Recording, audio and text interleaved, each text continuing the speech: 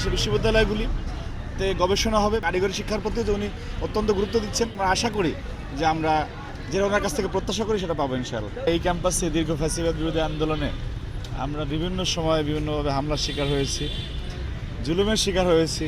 এইরকম একটি দিনের জন্য যে যখন শিক্ষার্থীরা মুক্তভাবে ক্যাম্পাসে বিচরণ করতে পারবে, যারা গণতন্ত্রের জন্য কথা বলে, স্বাধিকারের জন্য কথা বলে, অধিকারের জন্য কথা বলে, সেই বাক স্বাধীনতা থাকবে।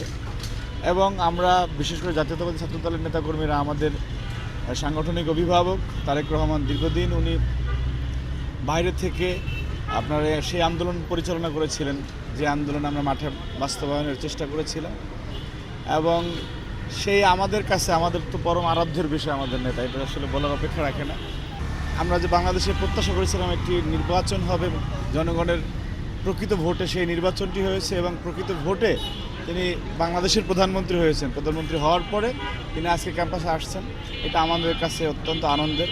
এবং সেই আনন্দের বিষয়টা প্রত্যেকের চেহারায় প্রতিফলিত হচ্ছে। দেখবেন যে সবাই খুবই উৎসবমুখর অবস্থায় আছেন।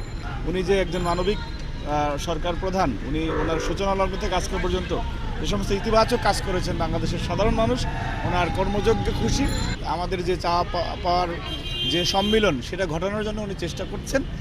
আমরা আশাবাদী যে বাংলাদেশের বিশ্ববিদ্যালয়গুলিতে গবেষণা হবে, বাংলাদেশের বিশ্ববিদ্যালয়গুলিতে সেই কাঠামোগত পরিবর্তন আসবে, যেখান থেকে আমরা প্রকৃত মানের গবেষক, বিশ্বমানের আপনার বিজ্ঞানী যারা ক্যাম্পাসগুলি থেকে বের হয়ে আসবে। এবং শুধুমাত্র আপনার সেই গতানুগতিক বা গদবাধা যে আপনার সাবজেক্ট ভিত্তিক পড়ালেখা যে থাকবে সেটা না, কারিগরি শিক্ষার প্রতি যে উনি অত্যন্ত গুরুত্ব দিচ্ছেন। নানান বিষয়ে ওনার বক্তব্য উনি আলোকপাত করবেন এবং আশা করি যে আমরা যেটা ওনার কাছ থেকে প্রত্যাশা করি সেটা পাবো ইনশাআল্লাহ।